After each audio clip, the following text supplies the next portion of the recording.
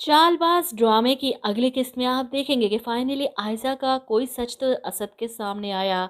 वैसे भी इस ड्रामे में सारी सच्चाइयाँ बजरिया फ़ोन ही सामने आती हैं। हर एक को आदत है अगले बंदे की आवाज़ सुने बगैर फ़ोन पर फर फर हर बात हर राज उगल देने की। जैसे अनाया के निकाह का राज आसिफ साहब के सामने आया था और मौके पर इनकी डेथ हो गई। इसी तरह शयान ने भी आयजा भाभी की आवाज़ सुने बगैर ही बोलना शुरू कर दिया। वैसे भी वो ईशल की बातों में आ चुका है और ईशल और आशिर मिलकर जो गेम खेल रहे हैं ना आयजा के खिलाफ, बहुत इंटरेस्टिंग हो गया है ड्रामा यहाँ आकर। दोनों की केमिस्ट्री बहुत कमाल की है। मुझे लगा ही नहीं था कि आशिर ड्रामा कर रहा है ईशल के साथ मिलकर, लेकिन कमरे में जाकर इनकी हंसी देखकर कुछ सुकून हुआ कि शुक्र है, वरना तो असद का फैसला सुनकर गुस्सा आ रहा था कि ये होता कौन है। एक भाई बर्बाद होकर बगल में खड़ा है और अब दूसरे को बर्बाद करना चाहता है। बड़े होने का कोई सबूत नहीं है इस असद ने, बजाय अपने भाइयों का घर बचाने के, रिश्ते जोड़ कर रखने के, उल्टा भाइयों को उजाड़ने की कोशिशों में है। सही कहते हैं कि जैसा मर्द है वैसे ही इसको बीवी मिलती है।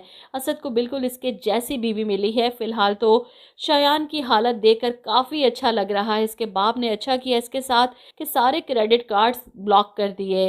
पैसों के लिए परेशान, यहाँ तक कि चौकीदार की जेब से पैसे निकाल लेता है अपने इस्तेमाल के लिए। गाड़ी लेकर निकलता है ज़बरदस्ती कि ईशल के कहने पर पहले इसे आयजा का गेम ख़त्म करना है। सबके सामने इसकी हकीकत लेकर आए ताकि ईशल को तलाक हो और इसकी शादी मुझसे हो और फिर सब कुछ ठीक हो जाएगा। शयान तो बेवकूफ़ बन गया ईशल की बातों में आकर और अब आयजा की सही गेम ख़त्म होगी। फ़ोन करता है वो आयजा को और दूसरी तरफ असद फ़ोन उठाता है कि आयजा को कौन कॉल कर रहा है। कुछ बोलता नहीं और ऐसे में शयान को बड़ा गुस्सा आता है। एक तो आपकी ये खामोशी सख्त जहर लगती है मुझे, याद रखिएगा एक दिन यही ले डूबेगी आपको आयजा जी। खामोशी तोड़ दें अपनी। असद फ़ोन बंद कर देता है और ऐसे में आयजा जो असद के हाथ में अपना मोबाइल देखकर परेशान हो जाती है। इसकी आंखें फटी की फटी रह जाती हैं कि पता नहीं किसकी कॉल आई होगी। क्या हुआ असद, इतने परेशान क्यों लग रहे हैं, कौन था फ़ोन पर। ऐसे में असद आयजा का मोबाइल हाथ में पकड़े इसे घूरते हुए कहता है, ये शयान क्यों धमकियां दे रहा है तुम्हें और तुमने वॉइस नोट किया था इसे। आयजा जो अपनी तरफ से ये मैसेजेस डिलीट कर चुकी थी, लेकिन असद के सवाल पर घबरा जाती है। कुछ समझ नहीं आ रही कि वो क्या जवाब दे। अभी भी इस असद की आंखें नहीं खुलेंगी क्योंकि आयजा इस वक्त भी कोई ना कोई झूठ बोलकर साफ बच जाएगी। पता नहीं कब तक इसकी हकीकत सामने आनी है।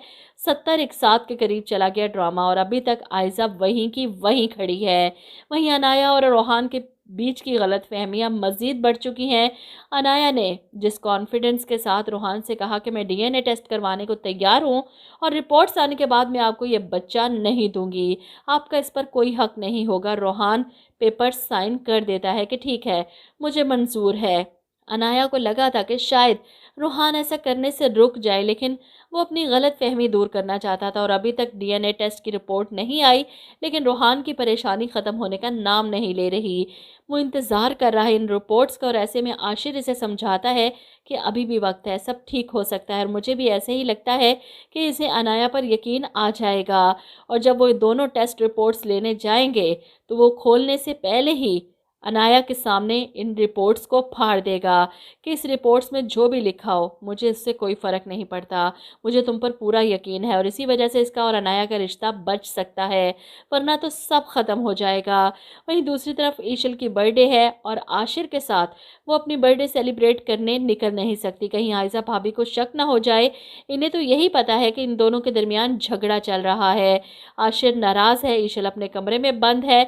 आशिर को चैलेंज करती है कि आपको कोई बहाना करना होगा ताकि हम आयजा भाभी की नज़रों में आए बगैर यहाँ से निकल सकें। ये सुनकर आशिर कहता है, मोहब्बत की शादी करके क्या क्या करना पड़ता है मर्द को, बहुत से पापड़ बेलने पड़ते हैं। जिस पर ईशल कहती है कि फ़िलहाल तो आपकी मोहब्बत का यही इम्तिहान है कि यहाँ से बचकर कैसे निकलना है। और मुझे लगता है कि आशिर ड्रामा करेगा ईशल से लड़ाई का।